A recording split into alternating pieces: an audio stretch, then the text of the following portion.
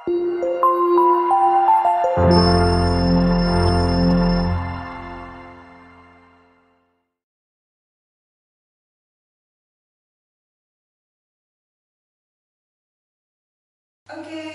halo semuanya, masih bersama Kak Gina ya.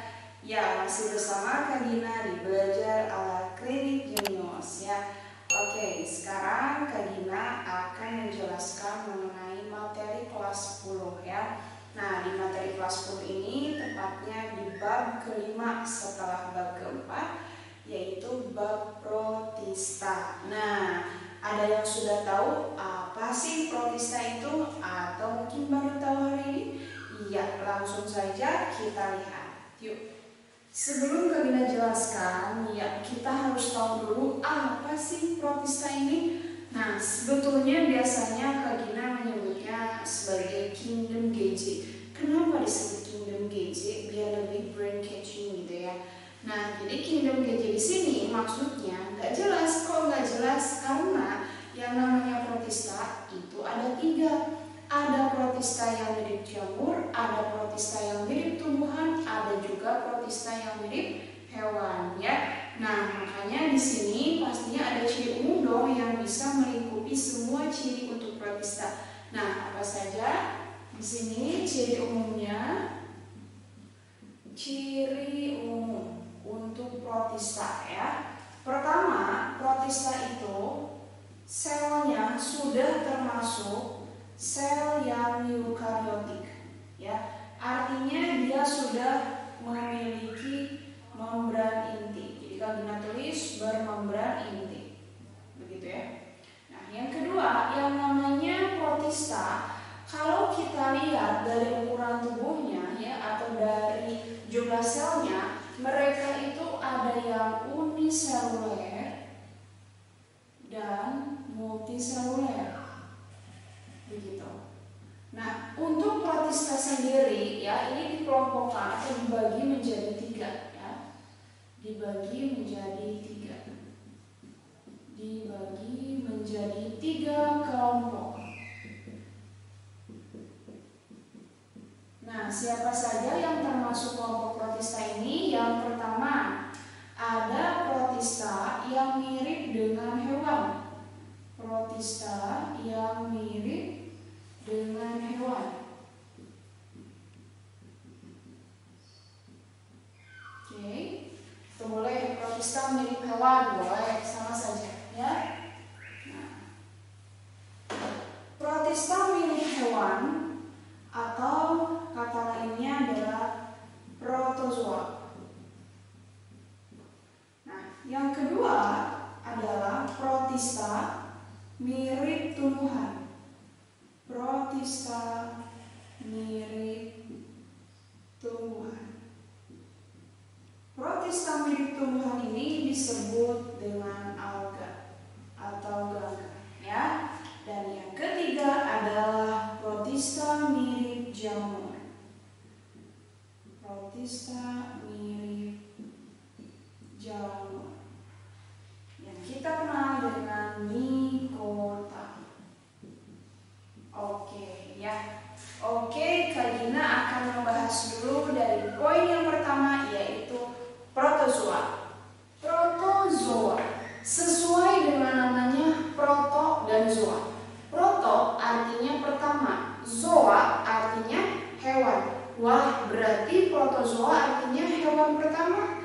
Ya, ini memang dikatakan sebagai cikal bakal mulainya hewan, gitu ya. Nah, tetapi pastinya si protozoa ini punya ciri khusus, nah atau ciri umum juga, gitu ya. Kita lihat dulu, oke? Di sini untuk ciri dari protozoa. Protozoa ini semuanya uniseluler, ya. Semuanya uniseluler. Kemudian mikroskopik ya, mikroskopik ya. Karena kenapa disebut mikroskopik? Karena memang ukurannya kecil bingit gitu ya. Nah, selanjutnya yang namanya protozoa ini pada umumnya memiliki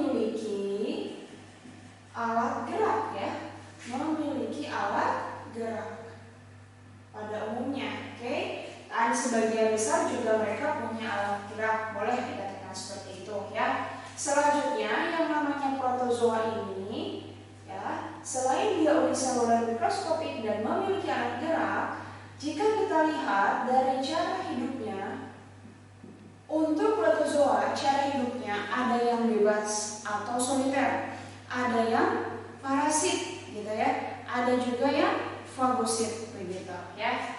Jadi di sini cara hidupnya ada yang soliter, ada yang fagosit, ada juga yang parasit, begitu. Nah, selain itu, di mana tempat-tempat hidupnya? Nah, biasanya habitatnya atau tempat hidupnya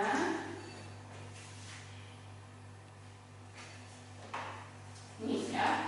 Habitat dari protozoa ini biasanya terdapat di, pertama, ada yang hidup di air tawar, ya. Ada juga yang di air laut.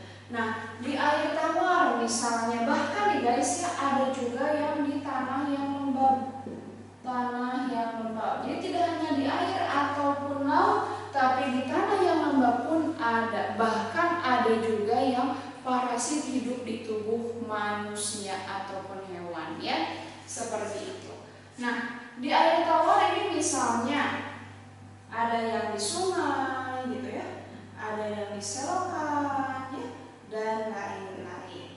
Nah, tentunya di sini Kak Gina akan membagi protista atau protozoa ini menjadi 4 kelompok atau 4 kelas berdasarkan ada tidaknya alat gerak. Oke, ya, berdasarkan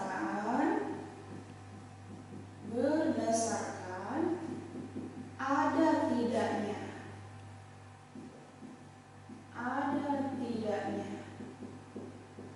alat gerak,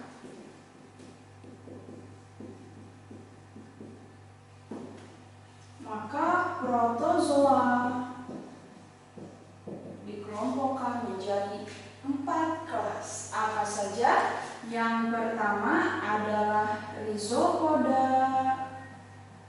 yang kedua adalah flagellata,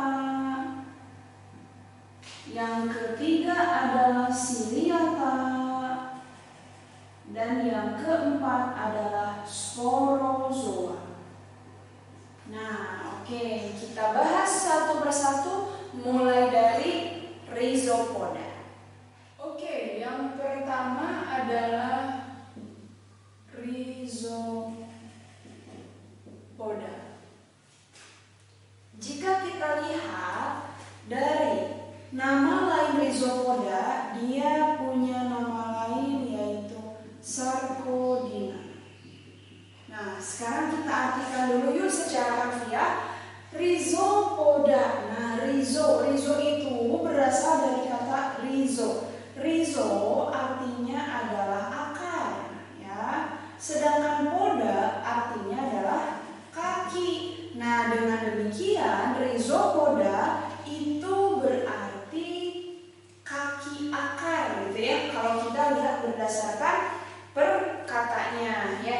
Nah, maksudnya di sini sesuai dengan alat gerak yang dia miliki. Alat gerak yang dia miliki adalah, iya, kaki semu atau pseudopodia.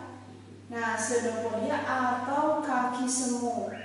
Nah, kaki semu ini biasanya juga dikatakan sebagai kaki akar karena dapat menjulur-julur seperti akar, gitu ya. Oke. Nah, di sini pun ada nama lainnya yaitu sarcodina. Kalau kita lihat arti kata sarcodina itu adalah daging. Jadi memang untuk rhizopoda ini sekilas seperti gumpalan daging, tapi kecil banget, mikroskopis, gitu ya. Nah, kemudian kita lihat dari cara hidup. Nah, cara hidupnya kebanyakan mereka itu soliter guys, ya, alias bebas. Jadi memang sebagian besar hidupnya soliter atau bebas, tetapi ada juga yang parasit, begitu. Nah, kalau ditanya habitatnya di mana? Kita lihat di sini. Nah, untuk rhizopoda sendiri habitatnya ini ada yang di tanah yang lembab, ya, kemudian ada juga yang di dalam atau yang di dalam tubuh manusia misalnya, kemudian ada yang di air laut dan lain-lain, ya, jadi macam-macam. Nah, sekarang siapa sih spesies yang termasuk ke dalam Rhizopoda ini? Kita lihat di sini contohnya. Ya, contoh dari Rhizopoda di sini Kak Gina bagi menjadi dua. Ada yang bercangkang, ada juga yang tidak bercangkang, ya. Tak bercangkang. Nah, yang bercangkang ini ternyata ada yang cangkangnya dari zat kapur, ya, dari zat kapur atau CaCO3, kalsium karbonat. Dia adalah kelompok foraminifera, kelompok foraminifera. Nah, nama spesiesnya adalah Globigerina, ya. Nah, si Globigerina ini ternyata dapat meninggalkan cangkang, ya, yang terbuat dari zat kapur. Nah, dari cangkang inilah bisa dijadikan bahwa Globigerina sebagai penunjuk adanya minyak bumi, gitu ya. Keren banget kan? Jadi di sini bisa dijadikan sebagai indikator atau penunjuk adanya minyak bumi, ya. Minyak bumi. Oke, lalu selanjutnya ada yang cangkangnya ini terbuat dari zat kresik. Nah, kresik atau silikat SiO2 ini adalah nama spesiesnya Radiolaria. Nah, Radiolaria ini merupakan atau bisa dijadikan sebagai alat penggosok, ya, sebagai alat penggosok. Gitu guys. Oke. Nah, selanjutnya ada lagi yang meninggalkan atau yang si cangkangnya terdiri dari zat kitin. Nah, dia ini terkenal dengan protozoa atau Rhizopoda yang hidup di air tawar. Karena memang rata-rata untuk Rhizopoda hidupnya sebagian besar banyak di air laut, ya, atau di tanah yang lembab, atau memang parasit dari tubuh manusia atau hewan. Nah, inilah yang hidup di air tawar, ya. Jadi nanti kalau ditanya, dia itu selain tersusun dari zat kitin si cangkangnya, dia juga disebut Rhizopoda air tawar, ya, di air tawar. Nah, nama spesiesnya adalah Arcella, begitu. Oke, nah itu mengenai Rhizopoda yang bercangkang. Nah, sekarang Kak Gina jelaskan yang tidak bercangkang. Nih, yang tidak bercangkang diantaranya ada yang terkenal adalah Amoeba proteus, ya. Selain Amoeba proteus ada Entamoeba histolytica, ya. Kemudian ada Entamoeba guinealis. Nah, seperti ini. Coba kita lihat. Untuk Amoeba proteus pada umumnya mereka hidup soliter dan biasanya terdapat di tanah yang lembab, ya. Nah, untuk Entamoeba histolytica ini parasit, ya. Dia parasit pada saluran pencernaan manusia, khususnya pada usus besar manusia. Nah, sehingga si Entamoeba ini dapat menyebabkan diare atau disentri, ya. Oke. Jadi sini dia menyebabkan diare atau disentri. Nah, ada Entamoeba guinealis ini dapat merusak gigi dan gusi, ya, pada manusia.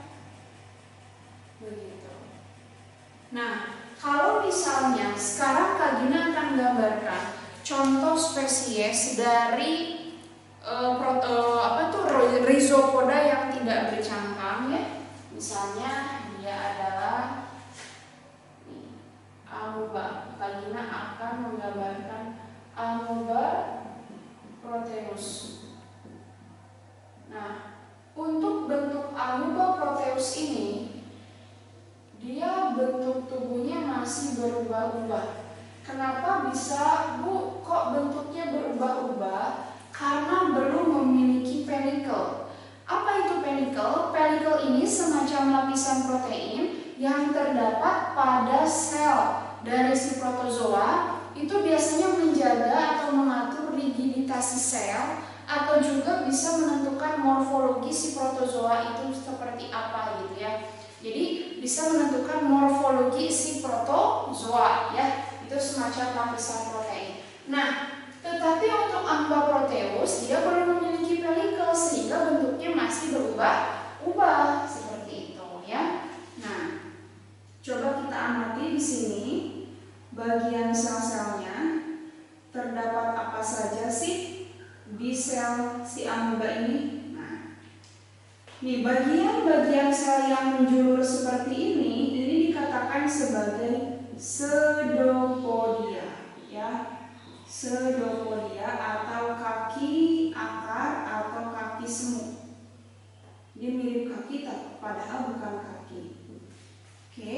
Nah, kemudian untuk amoeba proteus atau untuk kelompok rhizopoda dan bahkan untuk hampir untuk semua, tapi tidak menjadi ciri khas dari protozoa ya, Kak Gina akan soroti si amoeba ini ya, khususnya si rhizopoda. Jadi untuk si rhizopoda ini tidak memiliki dinding sel. Ingat ya, dia tidak punya dinding sel. Nah, sehingga di sini bagian terluarnya adalah membran sel ya. Nah, di sini ada yang disebut dengan sitoplasma. Nah, sitoplasma ini ada yang disebut ektoplasma, kemudian endoplasma, dan yang di sini tengahnya itu tepatnya itu sitoplasmanya. Oke. Nah, kemudian di sini ini adalah inti sel ya atau nukleus. Nah, selain membran sel, inti sel, dan juga sitoplasma, nah si amoeba proteus ini memiliki vakuola ya. Ada vakuolanya yang begini. Oke, ini disebut dengan vakuola kontraktil. Vakuola kontraktil. Nah, sedangkan ada juga nih vakuola yang begini. Nah, ini disebut dengan vakuola makanan ya. Vakuola makanan. Oke, jelas ya mengenai amoeba proteus yang hidupnya soliter di tanah yang lembab. Oke, jadi ini soliter, tepatnya ada di tanah yang lembab. Oke, itu mengenai rhizopoda. Selanjutnya Kak Dina akan membahas protozoa kelompok kedua atau kelas yang kedua, yaitu flagellata.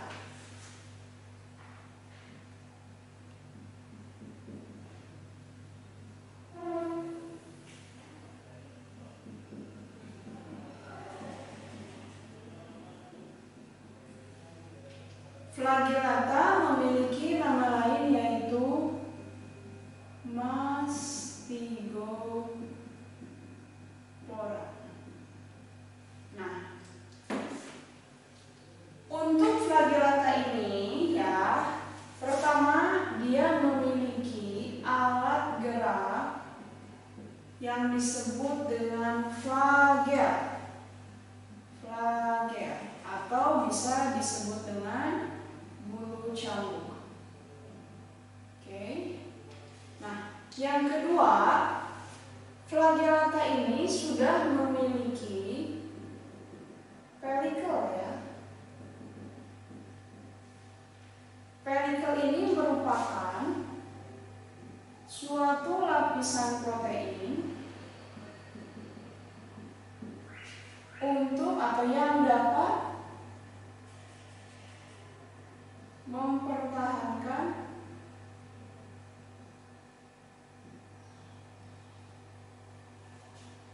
morfologi si protozoa itu sendiri atau morfologinya gitu ya. Nah, flagellata ya ini terdiri dari ada kelompok flagellata yang memang dia bisa melakukan fotosintesis atau yang bersifat autotrof nih ya. Ada yang autotrof. Ada juga flagellata yang heterotrof. Flagellata yang autotrof berarti dia memiliki klorofil, ya. Jadi dia punya klorofil. Nah, klorofil ini bisa membantu dia untuk melakukan proses fotosintesis. Ini dinamakan sebagai fitoflagellata.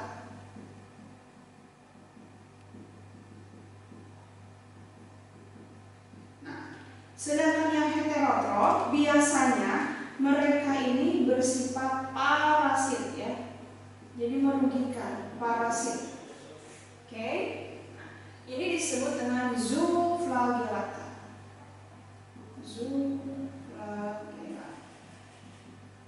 Jadi ada dua ya. Untuk flagellata ada dua, yaitu fitoflagellata dan zooflagellata ya.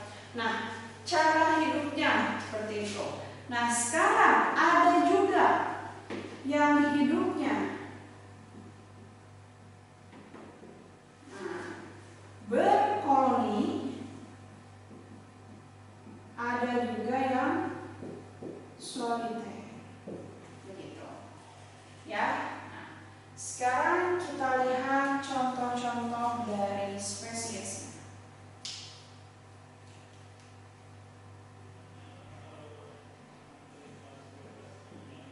Contoh, Kak Gina contohkan dulu untuk si fitoflagellata ya. Nah, fitoflagellata di sini banyak spesiesnya nih. Ada yang disebut dengan Euglena viridis. Nah, gitu ya. Nah, Euglena viridis ini soliter ya guys, dia itu soliter. Nah, kurang lebih gambarnya seperti ini. Di sini terdapat flagel atau bulu cambuk ya sebagai alat-alatnya. Kemudian di sini dia memiliki membran sel. Bahkan di sini ya dia sudah memiliki pelikel. Nah, kemudian yang ini adalah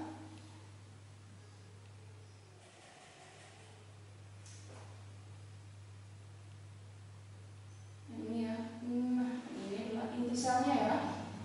Arthropophilus, dan yang ini adalah Vacula contractile. Seperti itu, ya.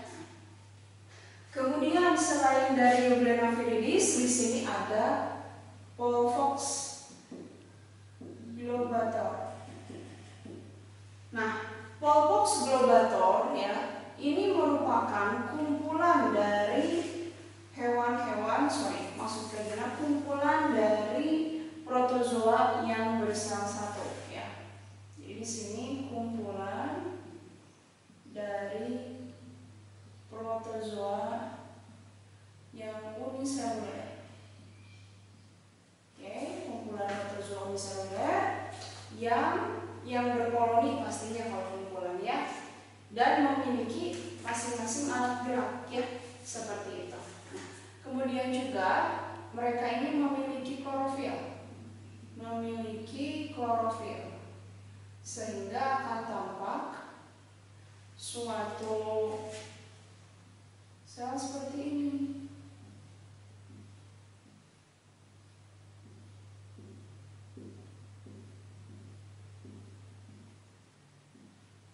Nah, setiap dari mereka ini, ya ini warnanya hijau ya, hijau. Nah, lalu di sini ada flagel yang keluar.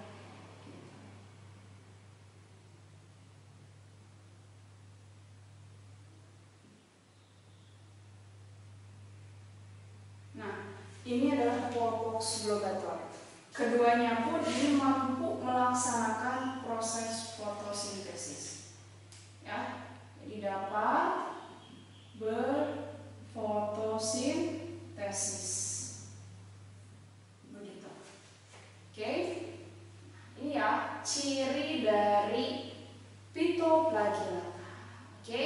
Nah, sekarang kita berikan contoh untuk Zooflagellata. Zooflagellata ini biasanya memang parasit ya. Jadi hampir semuanya ini nggak semuanya banget, tapi hampir semuanya mereka bersifat parasit ya. Pada umumnya parasit, oke. Nah, apa saja nih yang parasitnya untuk contohnya nih? Contoh, ada yang dinamakan dari genus Trypanosoma ya, Trypanosoma. Ada Trypanosoma gambiensis.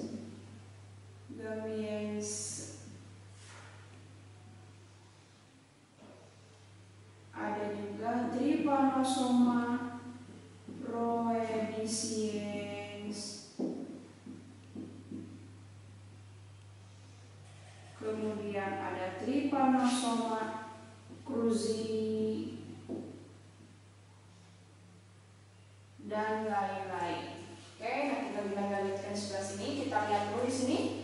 Trypanosoma gambiensis ini merupakan spesies dari Flagellata yang bisa apa? Menyebabkan penyakit tidur ya. Jadi kalau kalian ketemu yang namanya Trypanosoma, pokoknya Trypanosoma gambiensis, Trypanosoma rhoedisiens, Trypanosoma inilah, Trypanosoma itulah, itu pada umumnya menyebabkan penyakit tidur ya. Nah, di sini penyebab penyakit tidur. Nah, sama ini pun ya, penyebab penyakit tidur. Gitu. Ini pun sama.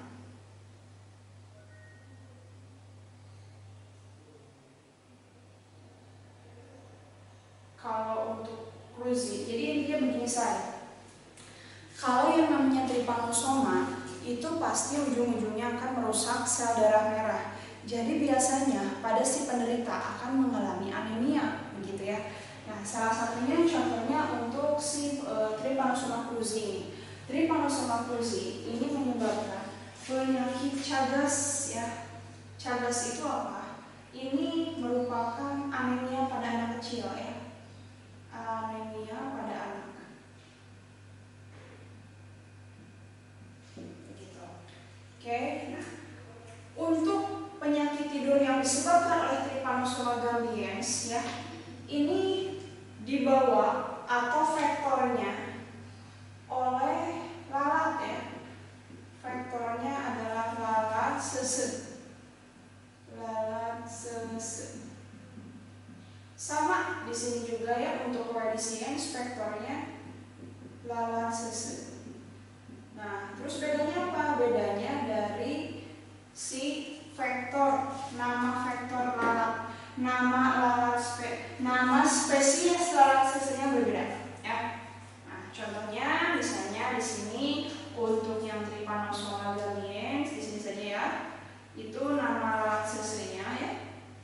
Vektor lalat sesenya ini jenis Glossina morsitans ya, Glossina morsitans.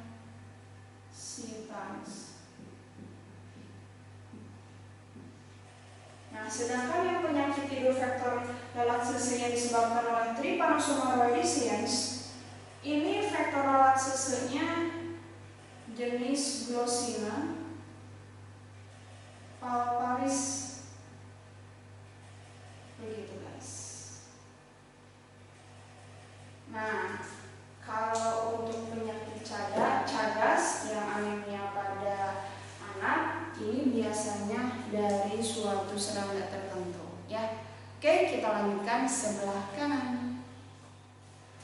Oke, contoh lain dari Trypanosoma maksud galina, contoh lain dari kelompok Flagellata yang bersifat parasit masih ada nih dari golongan Trypanosoma.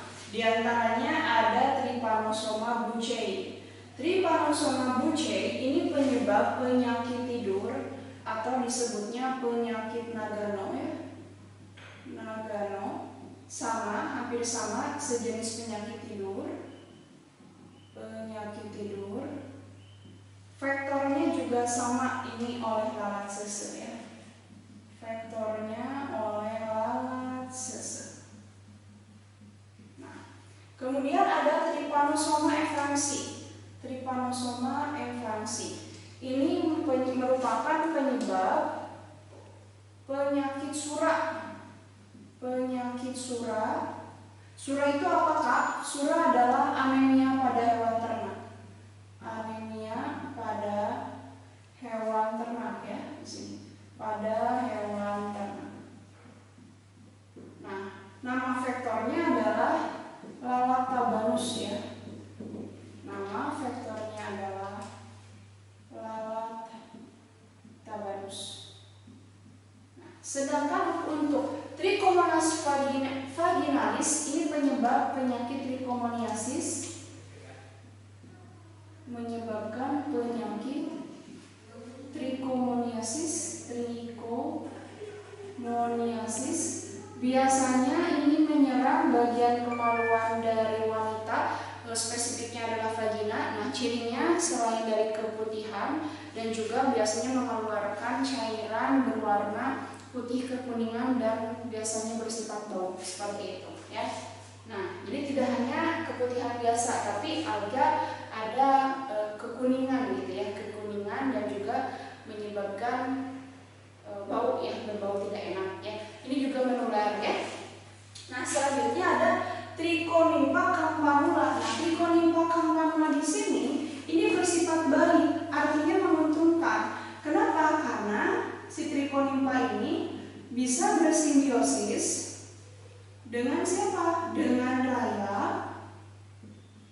raya dan kecoa kayu. Nah, biasanya untuk apa? Nah, mereka ini biasanya dapat menghasilkan enzim selulase. Enzim selulase ini bisa untuk mencerna selulosa yang dikandung atau yang terkandung di dalam kayu ya. Jadi saling menguntungkan ya, seperti itu. Oke. Nah, kemudian Leishmania donovani ini penyebab penyakit kala azar ya. Ini kerusakan sel darah merah ya. Kerusakan eritrosit. Jadi pada intinya mereka sangat senang terhadap sel darah merah atau eritrosit. Nah, selanjutnya Giardia lamblia ini menyebabkan penyakit diare atau disentri. Begitu. Oke? Itu merupakan contoh-contoh dari Flagellata. Oke, kita lanjutkan ke protozoa kelas ketiga ya.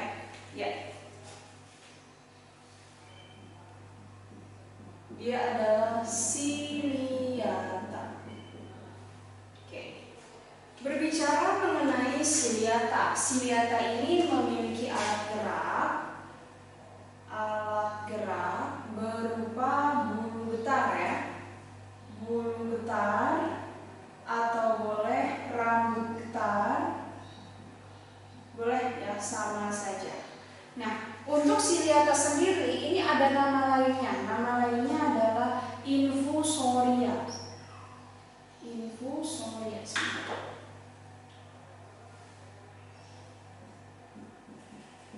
Infusoria. Nah, seperti itu ya. Nah, siliata ini memiliki ciri khas daripada kelompok-kelompok yang lainnya. Ciri khasnya apa? Kita lihat ya. Nah, di sini untuk kelompok siliata, mereka memiliki nukleus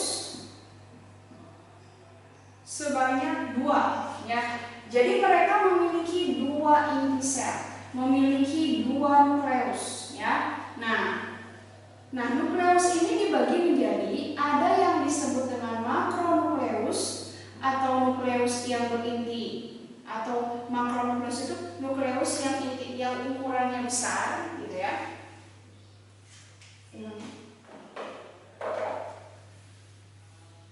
Ulangi apa? Oke, siliata ini memiliki ciri khas daripada kelas-kelas protozoa yang lain ya. Di antaranya mereka ini memiliki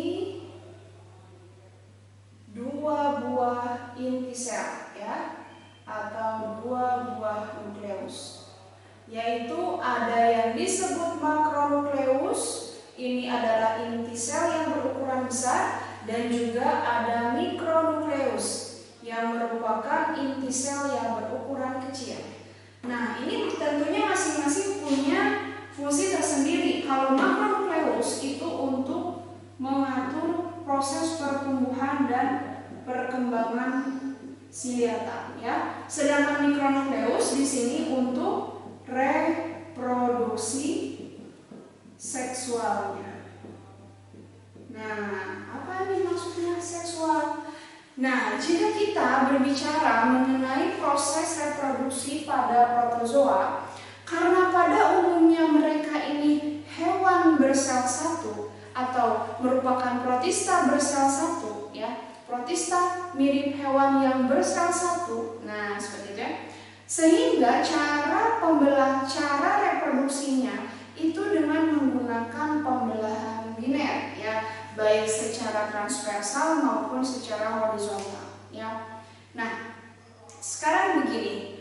Sebagian besar mereka melakukan proses membelah diri atau pembelahan biner. Tetapi untuk reproduksi secara seksualnya tentunya mereka melakukan proses konjugasi ya. Nanti Kak Gina akan menjelaskan bagaimana proses konjugasi yang terjadi pada siliata ya. Oke.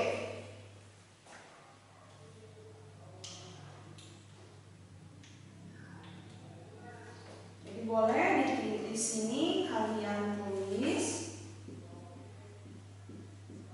cara reproduksi dari siliata. Yang pertama ada yang dinamakan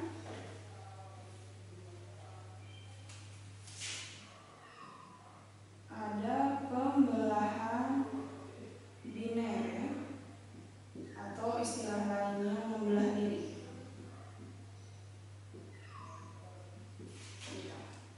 Kemudian, nah membelah diri ini termasuk secara aseksual atau biasa diulangi ya, asal diulangi. Oke, untuk reproduksi siliata ini dibagi menjadi 2 cara, ada yang aseksual dan juga seksual. Untuk yang aseksual ini dilakukan dengan cara membelah diri ya, membelah diri atau dikenal dengan pembelahan biner. Nah, sedangkan untuk yang seksual ini dengan cara konjugasi. Jadi konjugasi di sini nanti ada pertukaran inti ya, pertukaran inti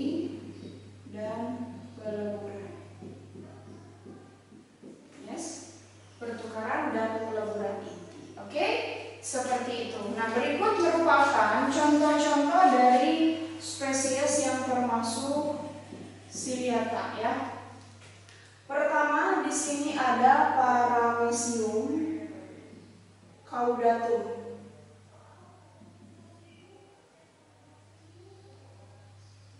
Paramecium caudatum ini biasanya dikenal dengan siliata yang mirip dengan sedang sebelah ya. Nah, coba kita lihat bagiannya. Nah, ini merupakan rambut getarnya ya. Rambut getarnya. Selanjutnya di sini ada molustoma atau yang disebut sitostoma. Nah, kemudian yang ini merupakan sitofaringnya. Selanjutnya, nah di sini ada vakuola makanannya. Kemudian yang ini merupakan vakuola kontraktil. Nah, seperti halnya flagellata, untuk Paramecium ini sudah memiliki pelikel ya. Jadi mereka sudah memiliki pelikel yang merupakan lapisan protein yang bisa membentuk morfologi si Paramecium. Jadi jelas bentuknya tidak berubah-ubah seperti amuba gitu ya. Nah, di sini ini pelikelnya. Oke. Nah, kemudian di sini ada yang bulat-bulat hitam. Banyak lagi ya, bulat-bulat hitam dan banyak. Ini merupakan salah satu alat pertahanan diri dari mereka. Ini bernama trichokis. Ya, jadi trichokis ini merupakan alat pertahanan diri pada kelompok siliata. Oke, nah ini nih yang menjadi ciri khas.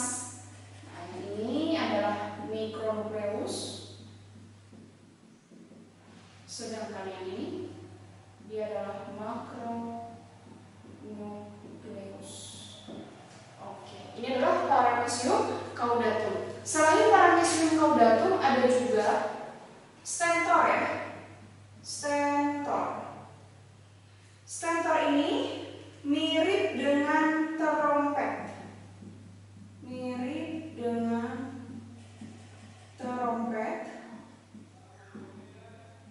Biasanya mereka menempel pada permukaan benda tertentu ya.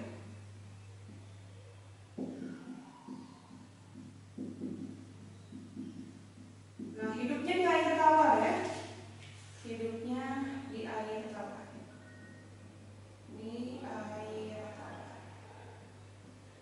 Biasanya stentor ini begini. Selanjutnya ada vorticella ya di sini. Vorticella. Nah, vorticella biasanya berperan. Ini hidupnya pada air tawar ya. Hidup di air tawar. Biasanya sebagai pengurai limbah.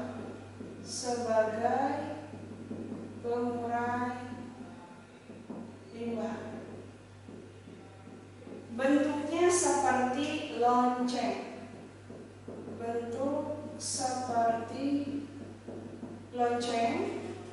Dengan silia yang melingkari bagian mulutnya seperti ini ya.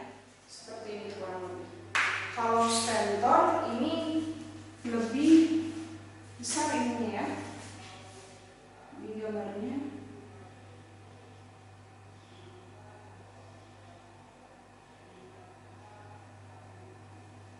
Seperti ini.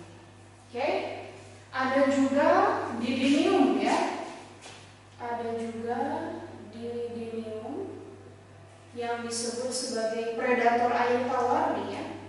Predator air tawar atau predator perairan. Dan ada yang disebut mirip dengan siput ya. Ini disebutnya Stylonsia ya. Ini banyak durinya.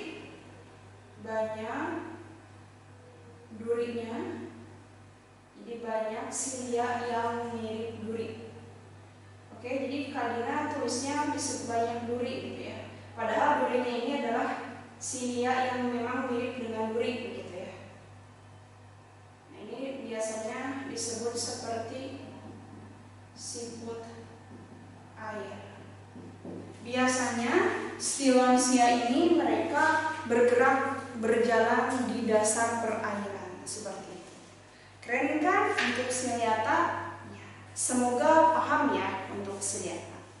Untuk Vorticella, nah ini ciri khas dibandingkan dengan Stentor, ini bertangkai panjang ya, jadi tangkainya panjang.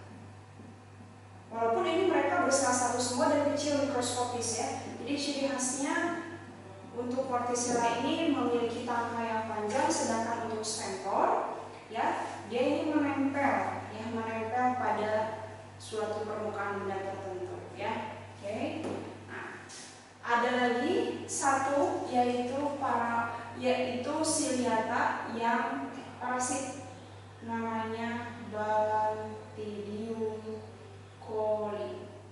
Balantidium coli, hati-hati dengannya. Kenapa? Karena dia bisa menyebabkan diare atau disentri. Jadi sebetulnya diare dan disentri mirip, tetapi kalau disentri itu diarenya berdarah. Oke, semoga paham mengenai Siliata.